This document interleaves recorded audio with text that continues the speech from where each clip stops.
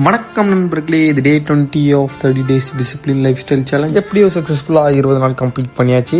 அதுக்கப்புறம் அப்படியே நேராக காலையில் எல்லா வேலையும் முடிச்சுட்டு திருவிழா டைமில் வாடகைக்கு வாங்கின கொஞ்சம் சேரும் டேபிளும் கிடந்துச்சு. அதை அப்படியே கொண்டு கொடுக்க போயிட்டேன். கொடுத்ததுக்கப்புறம் நேராக காலேஜ் கிளம்பிட்டேன்.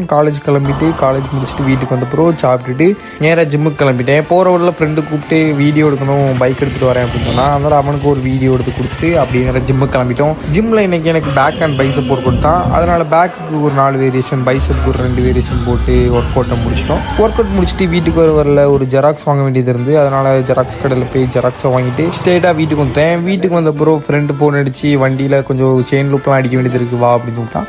அதெல்லாம் அங்கே போய் அந்த வேலையெல்லாம் முடிச்சுட்டு நேராக வீட்டுக்கு வந்துட்டேன். வீட்டுக்கு வந்தப்பறம் 4 முட்டையை எடுத்து வச்சு அதை அப்படியே ஒரு நூடுல்ஸ் பேக்கெட் கூட சேர்த்து கிண்டி அப்படியே சாப்பிட்டேன்.